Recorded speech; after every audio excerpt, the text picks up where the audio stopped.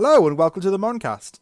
A podcast where we watch Pokemon and Digimon in tandem and discuss the similarities and differences that they share. My name is definitely Sam. And I think my name's Stevie. You sure? 75% chance. Good enough. The score currently stands at 21-19 to Pokemon, and this time we're watching episode 41, The March of the Exeggutor Squad and Seasick and Tired.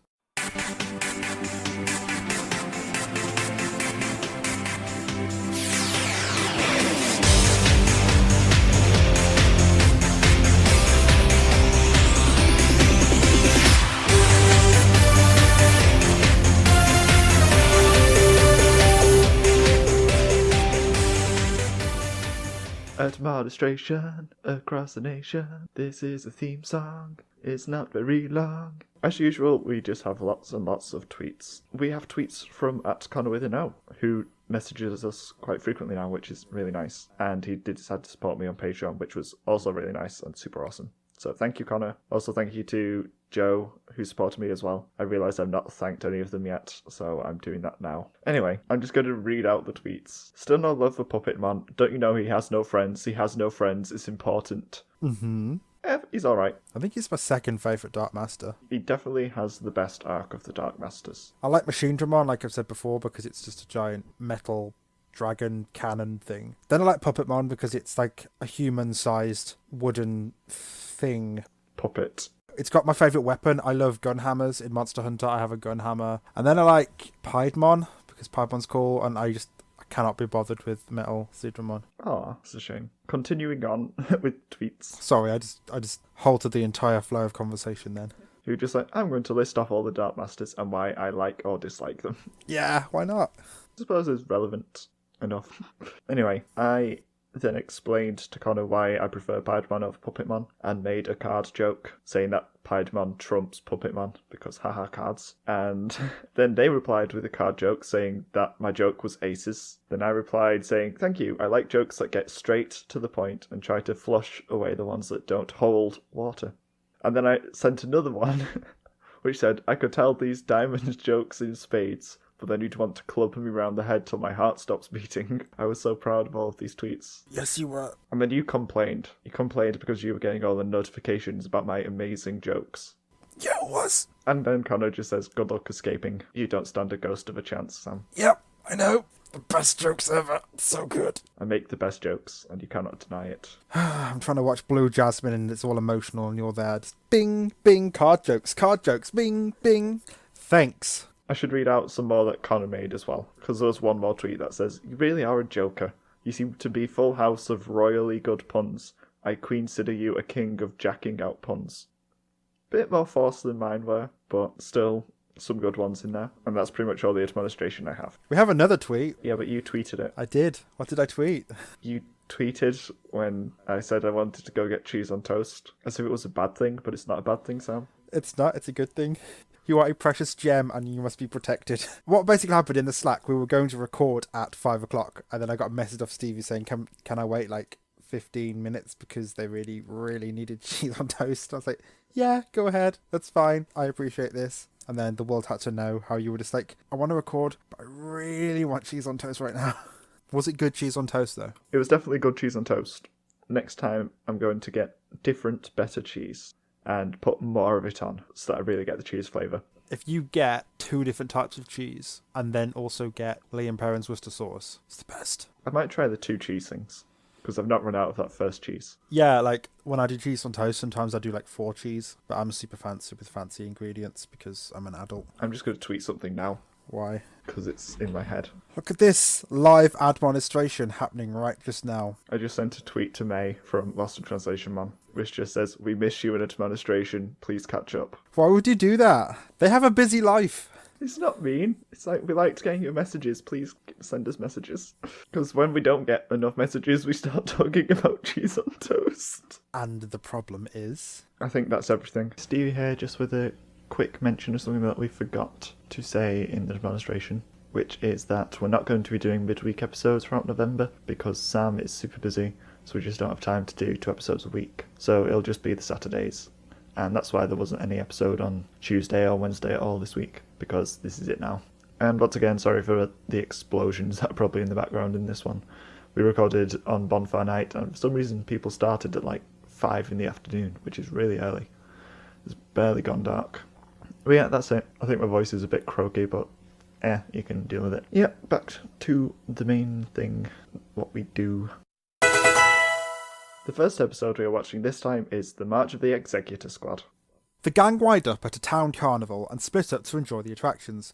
Misty and Pikachu end up finding an out-of-luck magician who needs Misty's help as an assistant for his magic show. When Ash and Co realise he's acted terrible, they offer to help him, and at one point, the magician's execute hypnotise Ash. The magician suddenly turns evil for some reason and kidnaps Ash and gets him to identify and fight a herd of Exeggutor for him, so that he can use their hypnosis to control everyone in town to go and watch his show. Unfortunately, the Exeggutor lose control and start stampeding through town, and Ash tries to use Charmander to stop them as they are all weak to fire attacks. Once they are all stopped, Charmander evolves into an angsty teen, and the gang set off, ignoring the fact that a magician kidnapped Ash and wanted to take over an entire town.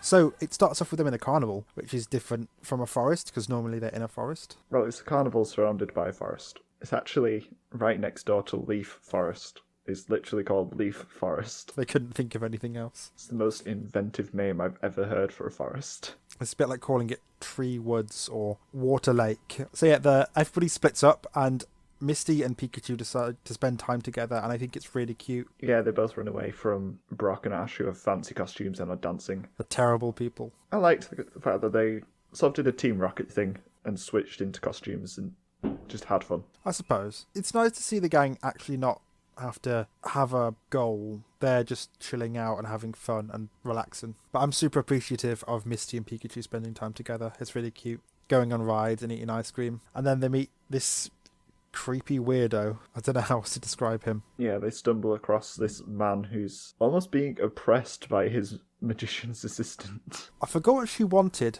He couldn't pay her because he wasn't earning enough money, so she quit. And he was grovelling at her feet. Yeah, and it seemed a bit dominatrixy. And then he sees Misty and decides that he's going to get her to be his assistant. But he says to her, "You're a kind person, aren't you?" And Misty's like, "Well, not especially." And I'm like, "Ah, Misty, you don't think you're kind? Do you think Misty's kind?" She's nice. I don't know if she's kind. I think she's sassy. Definitely sassy. Even later on, she mentions something to Ash in a sassy way. She's nice, but she's not kind. She doesn't go out of her way to be generous to anyone. She's not Kari levels of nice. I think it's because out of the three of Ash and Co, she is like the kindest person. Because she's a girl. Because she's a girl, she has to do these things because that's her gender. Back on track. So this guy has an awful, awful voice. It's the most dull and monotone voice of any character we've had in the show so far. It's so monotonous and boring. And I find this entire scene to be really creepy because he's groping towards Misty, calling her beautiful and saying she's the only one who can help him. I'm like, stop it. He's basically putting her into a position where she can't really say no because he's looking so desperate towards her. Like, he keeps being like, "Oh, please help me. You're the only one who can help me now. Otherwise I'm going to have no money," or whatever. It's like, she doesn't have to say yes. It's not a good conversation. But she still says yeah, and then she ends up being in his stage act, and there's about 5 people in the audience, and she's really embarrassed, but she's like, it's okay because there's no one here really who's gonna see me. And then Ash and Brock appear because why not? They do things at a carnival.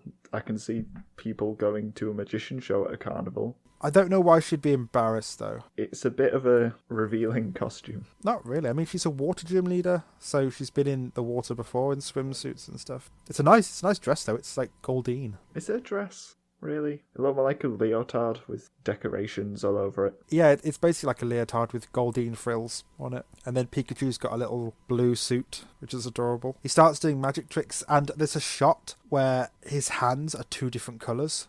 And I don't know why. One's like paler than the other one. It's weird. It's magic. He's got one magic hand. Yeah, he can genuinely make fire. That's genuine magic, or is that just he has a stick that's got gasoline or something in it? Well, the fact that it fails most of the time and then it works for the first time in this episode, I think it's real magic. I think he's making actual magical fire. I don't believe it, though. I think it might just be a mechanism inside the staff cane thing. But it already has made flowers. How many mechanisms are in there?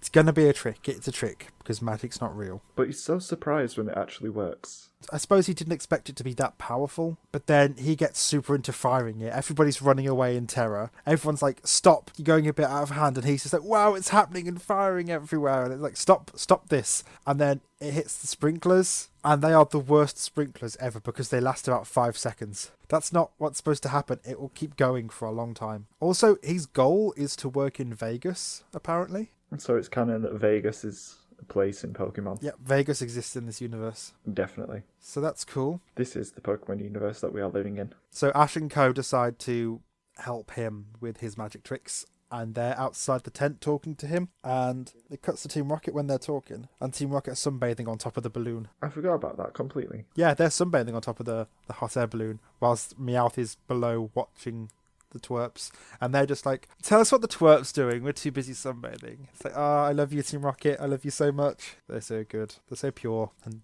they try to be evil, but they're not evil. So they have a plan in mind, which is kind of weird because they don't really know what the guy's going to do later on, so how can they hatch a plan? Well, the plan is usually just follow Ash and see what happens. Just wait for things to happen and then just jump whenever we can, because they've got nothing better to do than stalk a 10-year-old across the country. If they don't have a new invention to try out, then backup plan is to just follow them everywhere. So Ash decides he's going to do a magic show for them and show him how to do some really cool tricks. And he's got a box with 3 holes in it. And straight away, you know there's something in the box doing these things. He was going to make fire, water, and leaves appear.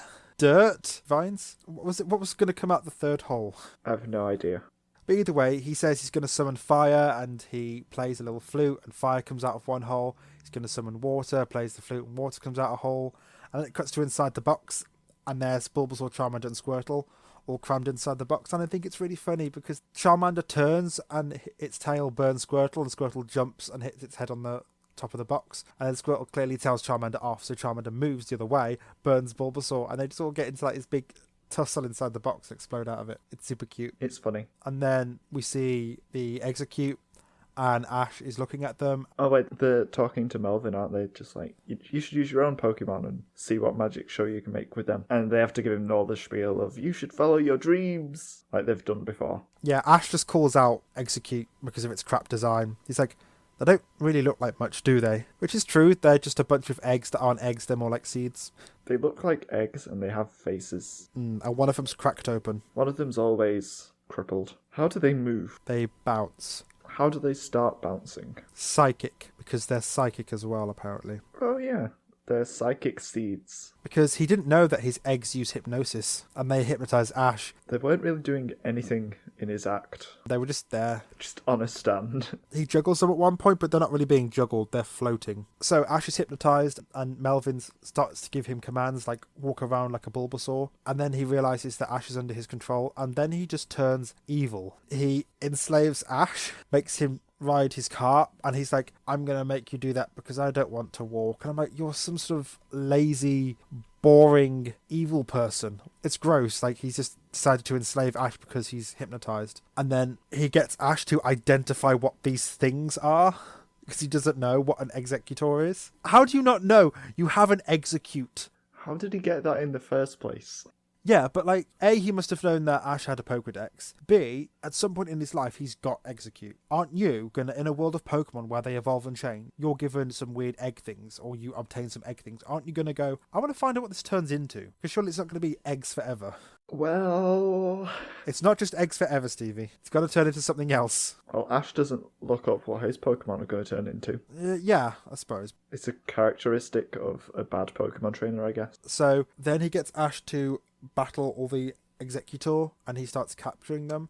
And I'm like, why is he doing this? Ash only wanted to help him. He wanted to show him some magic tricks and help him with his show. And the second he gets a chance to take control of Ash, he's now doing it. It's like, this guy is awful. He is really evil. Yeah, for no reason. He has a better plan than Team Rocket ever has. He could have said, would you help me catch these Pokemon? There are some Pokemon up here and I only have an Exeggutor. Pretty sure Ash would have happily helped him and also caught one for himself. But he wants them all. Yeah, and he catches loads of them. And do you remember that time when Ash caught 7 Pokemon and that Pokeball disappeared?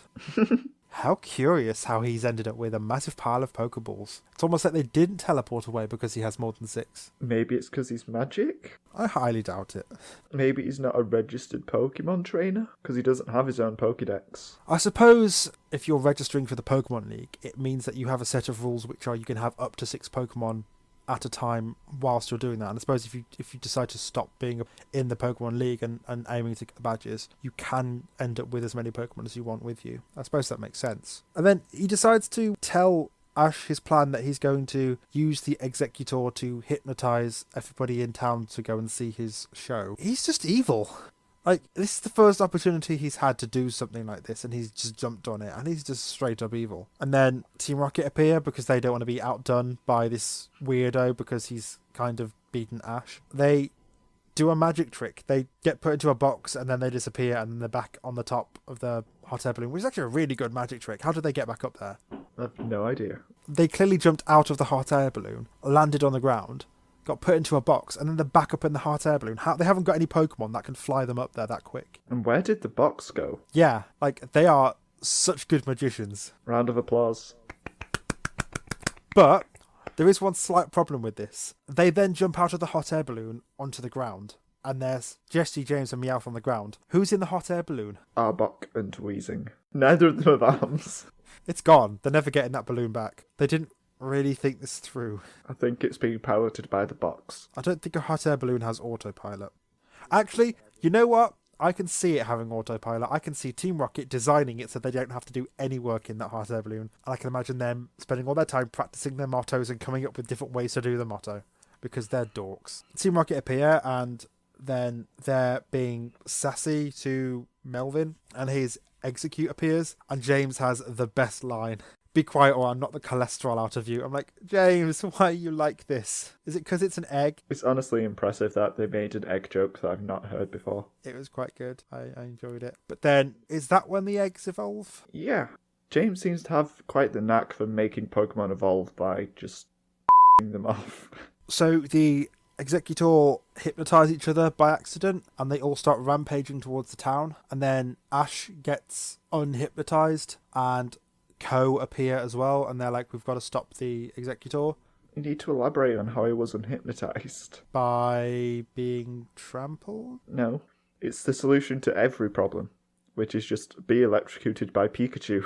Pikachu electrocutes him then. I forgot what happened to him. Pikachu just cures everything with electricity. So then they head off to stop the Exeggutor, but they've already gone through town. But there's like a really plot-convenient curved gorge where they've ran the circle of it, and they're coming straight back towards town.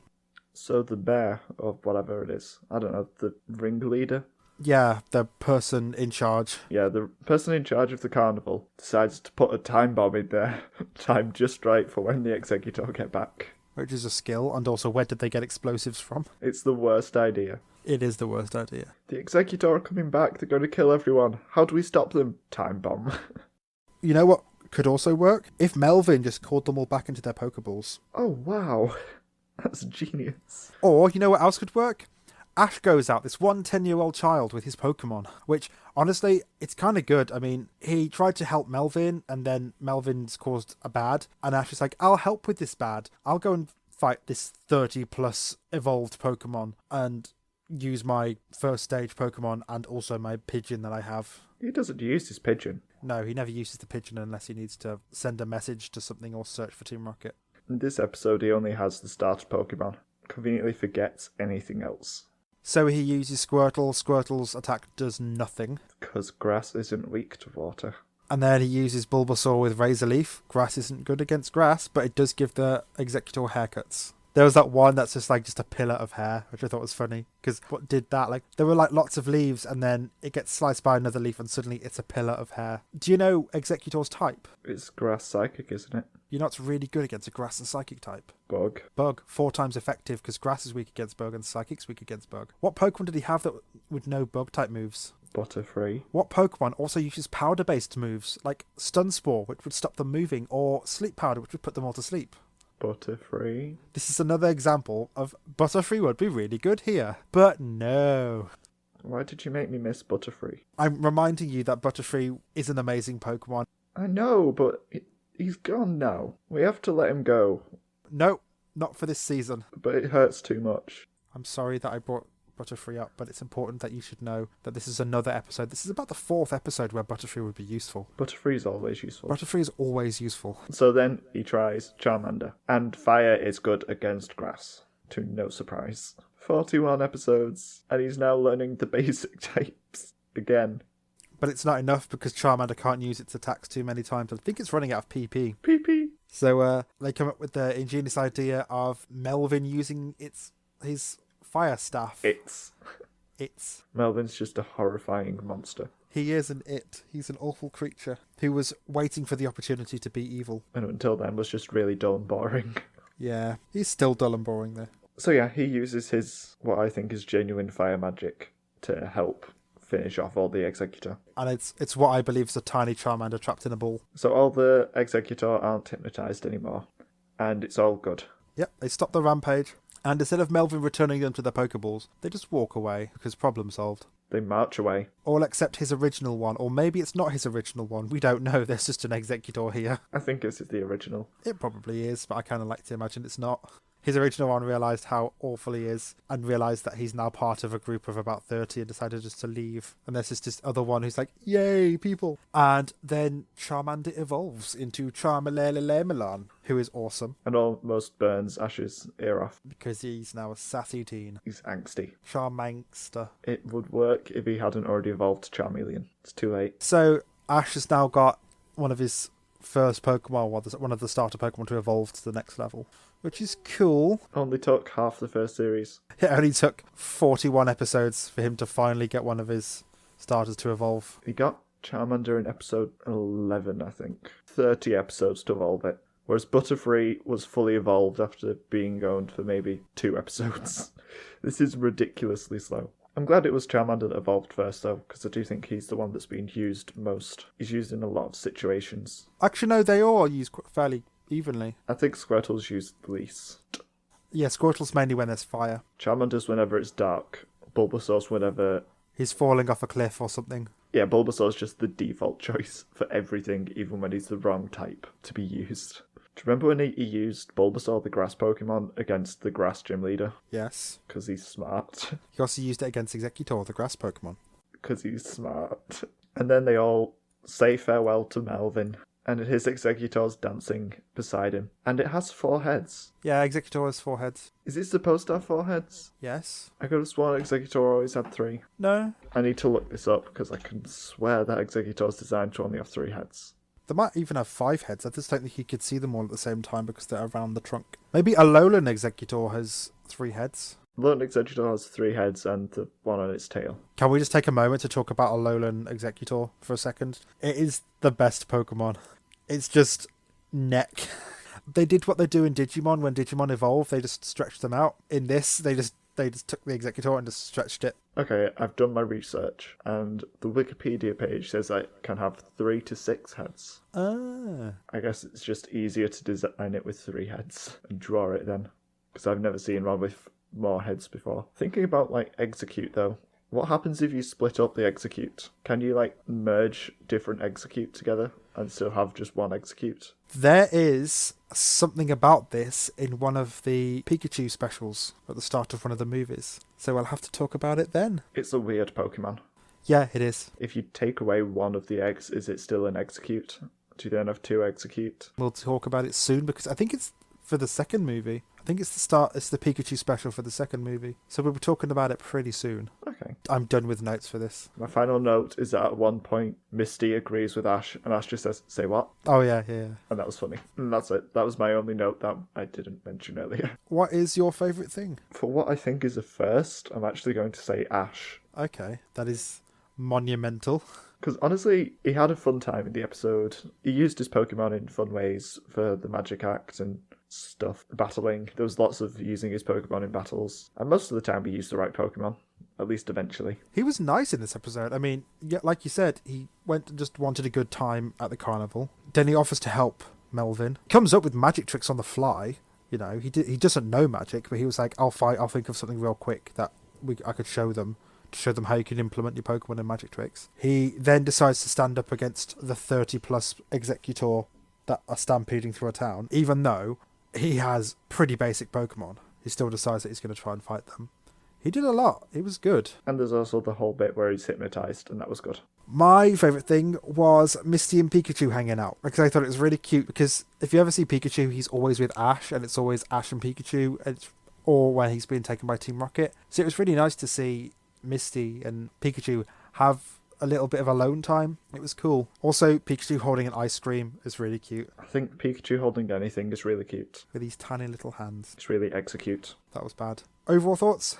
It was okay. I found Melvin just really mind-numbingly boring. Yeah, it was interesting. Like, how he just became evil for no reason. But he's just so dull. His voice just is so bland. Melvin definitely takes points off this episode.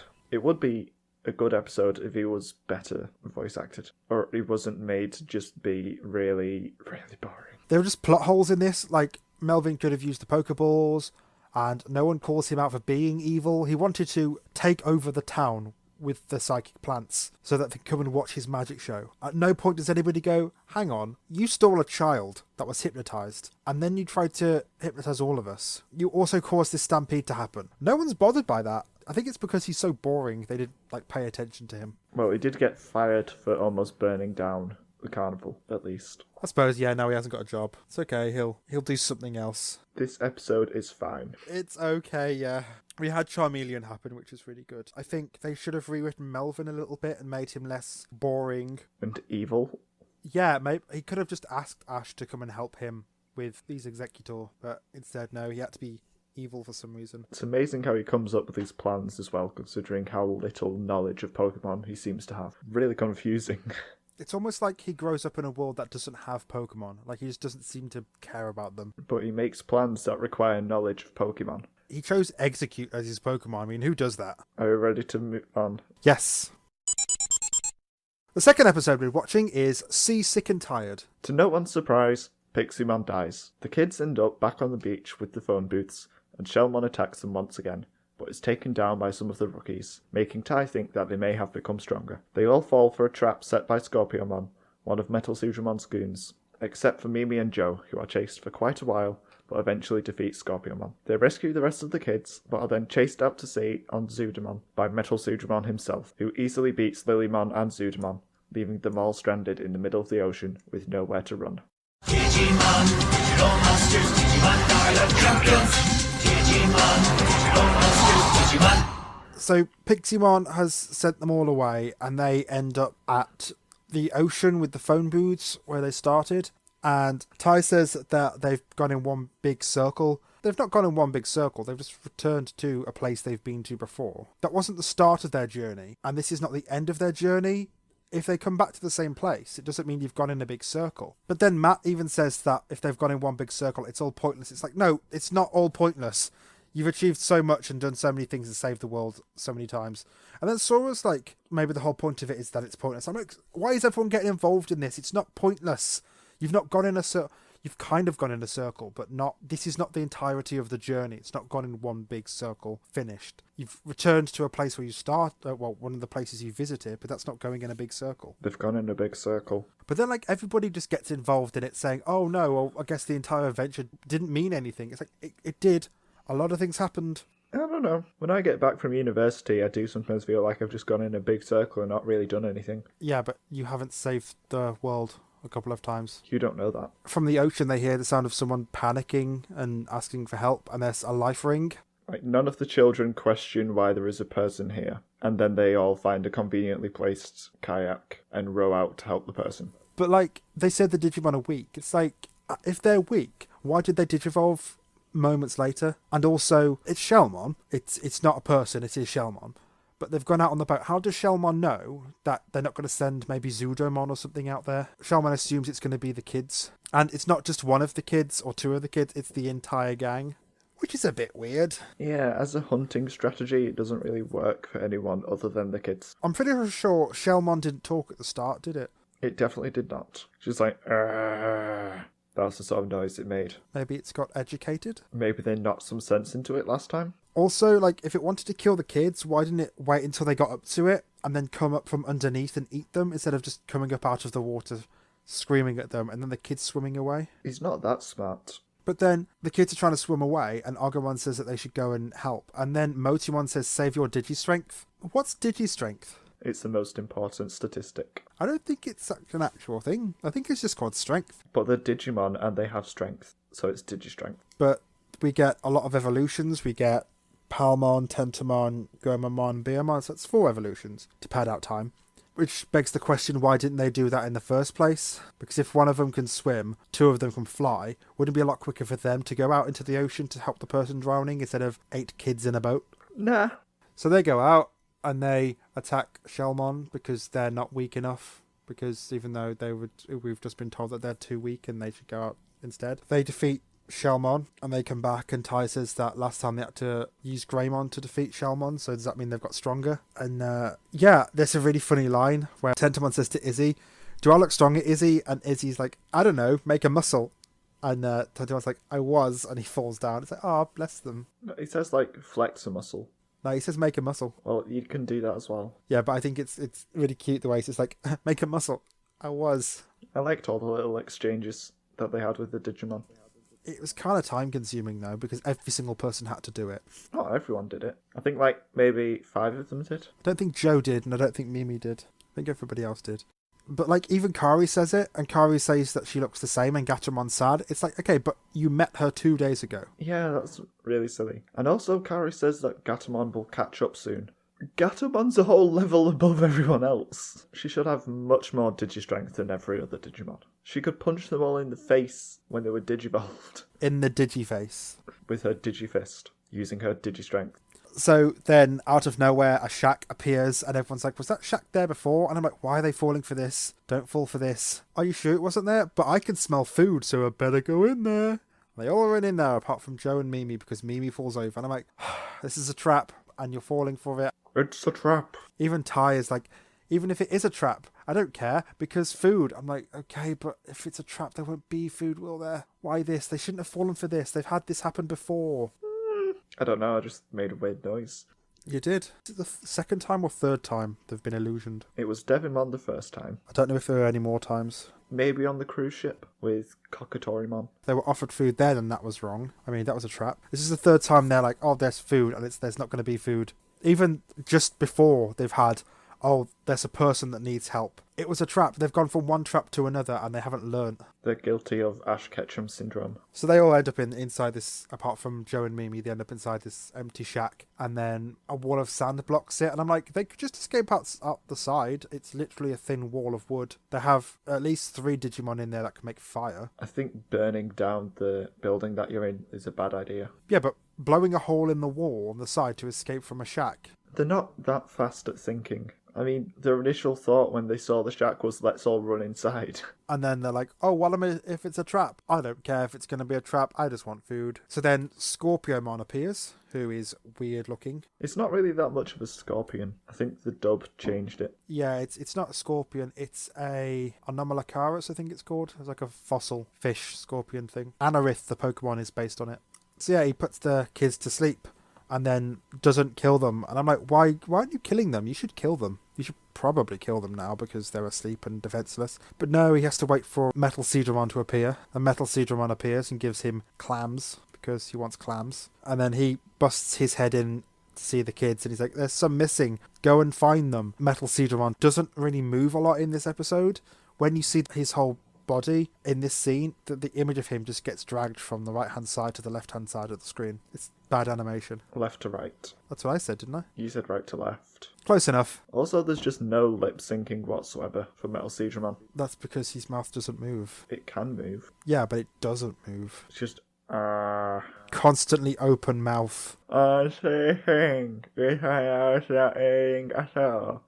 very hard. It'd be so funny if Metal Seedramon actually spoke like that. It would be funny if he just constantly screams, just My mouth is glued open. It would be funny if his mouth is open but his little nose hole moves. He talks through the nose hole. I'm really worried about him now, because he can't seem to close his mouth, and every time he goes underwater he must just swallow tons of it. So yeah, he says to go and find the other kids. He cuts straight to chasing the kids. Like, he turns around and is chasing them. Like, at no point did he have to look for the kids. They're just behind him, apparently. They were hiding round the corner of the shack. but he just literally just turned around and is chasing the kids. And the chase scene is pretty funny. Well, he hasn't got legs, he's got little spindly knife things. It's just really long and stupid. Using little spindly knife things to run across sand is not the best choice. So it's kind of funny. And then we get more evolutions. We get Ikakumon and Togemon first.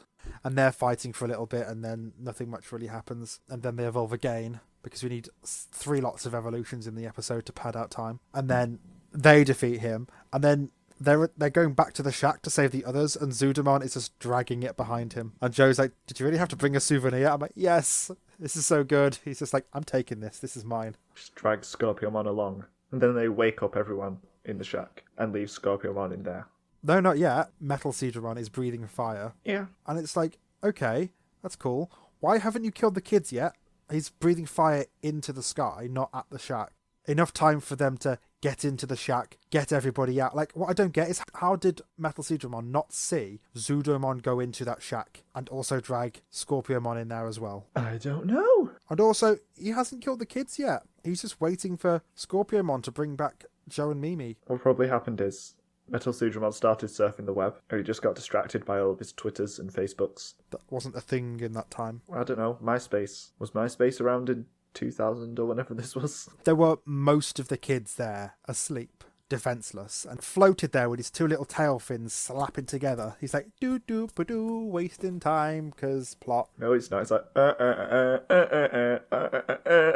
because he can't move his mouth. Either way, it was bad. He should have killed the kids when he had the chance. So they all escape on Zudomon. Oh, I forgot to mention, actually, before we go too far ahead. So we had Zudomon and Lilymon appear, evolution-wise, and they both did an attack each and defeated Scorpiomon. So the battle took less time than the evolution sequence. There were a couple cool things in the battle, though. They both did an attack each. There was one thing where Zudomon blocked an attack with his shell. Yeah, but then he did an attack and then won. Well, that's how Digifights work. The Digimon with the greater Digi-strength, Digi-wins. So then Metal Seedramon sets fire to the thing, and Scorpiomon's still in there, and the kids run away, and then Scorpiomon runs past Metal Seedramon and is having a conversation with him whilst on fire. He's like, oh, it's you, boss. Hey, sorry, I didn't know you could do that. Having a little conversation as he's running away and is also on fire.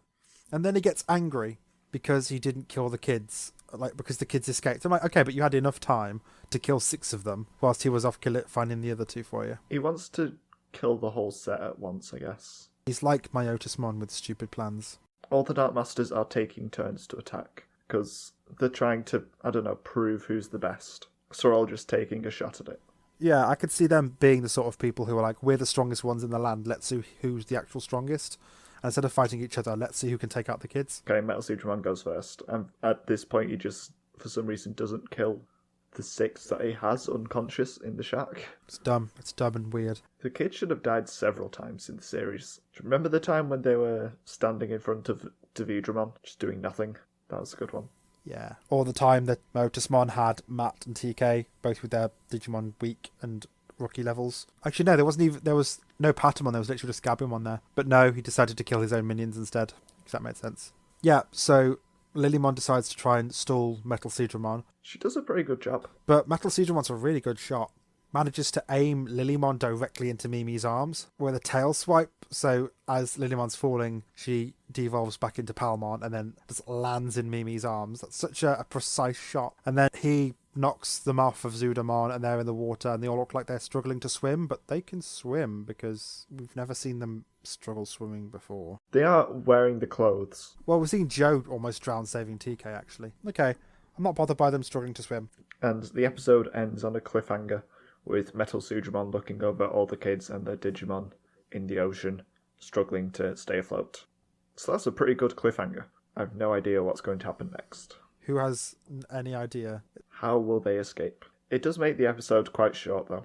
It was only 19-something minutes long. And 5 of those was did evolutions and title music and also credits. Maybe about 15 minutes of episode. Any more notes? There's a shot with TK and Kari standing next to each other and they're both really short and it's cute. Uh-huh. And what else? Is it just the fact that they're short? Yeah. Okay. It's so small. But we know they're small. Ever since we've met them, we know that they're small. I know, but I only just noticed it really in this shot. You didn't know how small they are. It's emphasised how small and adorable they are. Cool. Favourite things? My favourite thing was Mimi's shoe, because if her shoe hadn't fallen off, they all would have died, and this would be the end of adventure. That is actually true. So if Mimi wasn't so fashion focused and had that pair of shoes on, they would have all died. Thank you, Mimi's shoe, for actually saving the kids. Mimi's shoe is the true hero of Digimon Adventure. What was your favourite thing, and why? My favourite thing was Metal Sudramon when he's actually in the sea, because he was a genuine threat at that point and wasn't dumb. He just was there to kill them. He wasn't just a weird floaty thing. Yeah, he didn't just levitate across the screen. Instead, they actually had him wiggling, I guess you'd say, as he flew around and then went in. And then just swatted Lilymon out of the sky. And he rammed Zudamon. He rammed Zudamon so hard. Yeah, instead of, if he'd swum underneath and like maybe fired his nose laser from them underneath, he could have killed them, but instead he had to appear next to them and ram into them. Plus, Metal Sudramon is cool. I like his design and his Digivolution line. What are your overall thoughts? I liked Mimi and Joe having focus for an episode because they don't tend to get a lot of time, and if they do, it's because Mimi's a girl in fashion, and that's bad, and Joe because he's awkward, and that's bad. So it's nice to see them being the ones who have to save everybody else because everybody else were dumb and decided to run into clearly a trap. But apart from that, it's short, it's a lot of evolution sequences. It was a bit weird. Yeah, it's littered with bad jokes that just kill any tension. And also just awful decisions on Metal Sudramon's part. On everybody's part. The kids for running into the trap, Metal Sudramon's for not killing the kids whilst they're in the trap, Scorpiomon for existing. It wasn't that bad. I kind of think it's cool. There's like a small group of aquatic Digimon that I think are pretty cool. I did think we'd see more water Digimon. Yeah, we only saw the one besides Metal Sudramon and Zudamon, who we've seen before, and Shellmon that we've seen before. Overall, I'd just say it was okay. I'm glad we're not in the Myotismon arc anymore. I am appreciating that. Yeah, Metal Sudramon's not as bad as Myotismon. Also, we're in the digital world. I was kind of sick of Japan because it doesn't get as varied as it does in the digital world. Yeah, they don't explore as much. It's just a city, and you can only see a city so many times. Now it's time for Mono a Mono, where we talk about the similarities and the differences in these episodes. So let's start with our monsters of the week. What's yours? Charmander! Really? Mine's Charmeleon. Cool! Yay! We both like the little lizard. I've always liked Charmander. It was cool because he's a fire-type Pokemon and he breathed fire and then he evolved because he did lots of breathing fire. Which makes sense, actually. It's how the Pokemon games work. They do lots of battles and then they evolve. So yeah, I like Charmander. He was really cute, but I also like Charmeleon because even though we've seen him for maybe 5 seconds, it tried to murder Ash.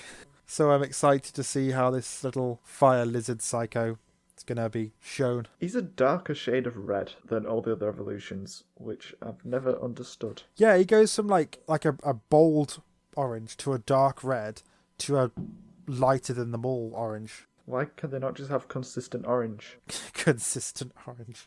Pokemon, get yourself together. Sort it out, Pokemon. What are you playing at? Yeah, I mean, you've got eggs turning into trees, and now you've got orange lizards that become red lizards. Did you not listen to the Pokedex entry? They're more like seeds. I don't care, they are eggs. They're seeds. It says egg in the name. It's cracked. They have cholesterol in them. Which one do you think had the best storyline? I think it's definitely Pokemon this week, because Pokemon has a plot beyond just let's run away. I actually thought it was Digimon this week. Why? Because Pokemon felt a bit sloppy with its mood swing halfway through. Like, there was no reason for the guy to turn evil. It made no sense, and then it never gets mentioned. He just is evil for evil. He was trying to follow his dreams. By controlling people. If he had succeeded, what would have happened? He would have ended up with a town full of hypnotized people clapping monotonously at his show. Then what? What happens then? Then he gets famous. He won't though, because he's got a town that are hypnotized. You can just hypnotize them to go on the tweeters. I mean, at some point he's got to stop hypnotizing them, and then they're gonna all get him arrested or something. I'm not saying he's smart. Or entertaining. No, he's definitely not entertaining. Or interesting. No, he's not that either. Or funny. Or good at magic. He wasn't really good at anything. He didn't really do magic either. All he did was have his eggs float for a minute, and then fire out fire from a contraption. But I liked the plot. I think the plot of Pokemon's was still better, because Digimon's was consistently just, we're running away now. Now we're running away from a different thing. Now we're running away from Metal Digimon again. The Exeggutor were running, I'll have you know. They weren't running away from anything. They were running towards something. At one point, they were running away from the town. They were running back towards the town, actually. Well, they have to run away from the town to turn around and run back to the town. They were running towards a gorge, which led to the town. But they were still running away from the town. No, they weren't. They were running towards the town. And then they turned around and ran towards away from it. They weren't running away from anything trying to kill them. The Exeggutor don't run away from anything. They just march away from everything. They weren't marching, though. They were literally stampeding. Well, a march is a controlled stampede, actually. Any similarities in these episodes? The only one that I could think of was quite a lot of fire attacks being used in both of them. Or there were fire attacks in both. There was also water with Squirtle and also the literal ocean. There was also trees. There's also people. And things chasing things. Was there chasing in Pokemon? Not really. Brock and Misty chasing after Ash. I think that's a stretch. Melvin chasing his dreams. Okay, I'll buy that. Any differences? We're on to the final arc of Digimon, where we're basically against the Elite Four, which is the Dark Masters. Meanwhile, Ash is still going from place to place, having a fun time, and only has 6 out of the 8 badges. Yeah, and he's only just got Charmeleon. Progress in Digimon seems much more rapid. Also, one I've got is that one of them was light-hearted, but ended up turning dark because of Melvin, because he decided to kidnap Ash and then was going to take over a town. And then Digimon was dark, but went light-hearted with the Goofy Minion and Metal Digimon being, like, not threatening whatsoever. Yeah, that is quite a contrast. I did think of another similarity, though. We have characters not learning from past experiences, because Ash is still just throwing out whatever type Pokemon he fancies. And the Digidestined kids just run straight into a trap, which is pretty much exactly the same as other traps they've fallen for. Yeah, that's a good one as well. Consistency. Consistently failing. They're consistently inconsistent. And which episode did you enjoy the most? I enjoyed Pokemon more. Okay. If you ignore Melvin, it's just fun. Oh, okay. I had Digimon, but actually saying that, if you think about if I deduct Melvin from the equation, it was actually kind of good because they're not in a forest anymore, which is what they normally do. They're having fun and relaxing, and they help a person. They don't start being lost. Okay, yeah, I'm going to say the Pokemon one. So we are in agreement. Yes, we are. Digimon's was very blasé. Look at you using fancy words. I'm certain there's another simpler, less flamboyant word I could use, but I can't think of it right now. Spoofy. Yeah, it was very silly. Considering the plot was the kids are kidnapped and they're going to be killed and they are helpless, there was a lot of jokes and silliness and falling over and stumbling and clams. Yeah, there wasn't much tension at all until the very end with the cliffhanger and Metal Digimon hunting them down. Before that, it was all very goofy. So that means the score is 22-19 to Pokemon. Pokemon's actually 5 points away from a guaranteed draw. That's kind of cool. The end is near. Join us again next time where we'll be watching episode 42. It's under pressure. And the problem with Paris. You can listen to more of us on SoundCloud, iTunes or Stitcher, where we like getting reviews and comments. And you can message us via our Facebook, Twitter, Tumblr, with the Will thread and email, which are all linked in the show notes, along with my Patreon. Thank you for listening. Bye. Bye. Bye. Butterfree. Primate. Almost Pikachu.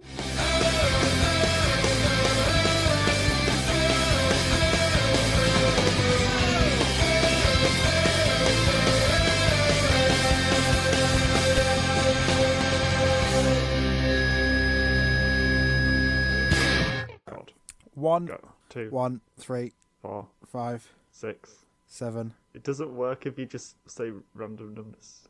I'm not saying random numbers. I'm so you said 1 twice. I said it at the start because I said 1 and then you said recording. and then we got to 7 and you said it doesn't work if you're saying random numbers. So from 1 up to 7, you somehow managed to think about it and go, he said 1 twice. I'll call him out on it at 7. I'll wait until we're 3 numbers away from the end. You had to say 1 more number, which was 9, and you were like, no. I was doing no, the I'll call even him out numbers. for saying 1 twice. I haven't even done the thing yet. Done the thing. You shall. You'll get Which it. thing?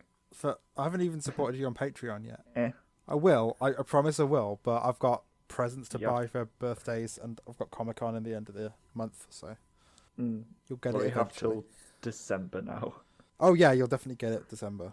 You missed the November deadline, so no rewards for you. No Skype call. No Skype call. Oh no. This episode is okay. It's what? It's okay. Oh, I thought you said this episode is so gay. I was like, wow. Why would you say these words? I was like, that's so left field of you. Oh, this episode's so gay. In what way?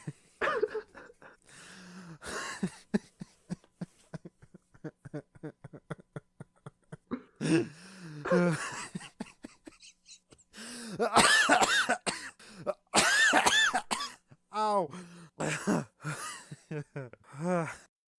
The 02 box set will be arriving soon. I will not be paying for that season, I swear to God. I've I'm already not paying. pre-ordered it, so... Good for you. I'm not paying for that garbage. Spoilers. How is that a spoiler? Spoiling your own opinions. That I hate season 2 so much. I'm looking forward to it. I hate it. We're going to be able to take the mick out of it so much. I hate it so much. I love it. It's going to be great. Why does everyone have mood swings for no reason? I'm excited. They could solve the issue by doing the thing, but instead they just get moody at each other. I hate it so much. I don't want to do it. You can listen to more of us on SoundCloud. SoundCloud? Sad Cloud. I so wish that you would have problems Sad with Cloud by Yeah. iTunes. Sad Clowns and Y-Tunes. No, it's Sad Cloud and by Tunes. Oh, or Cry-Tunes. Oh, that's better. I don't know what you could do for Stitcher. Nah.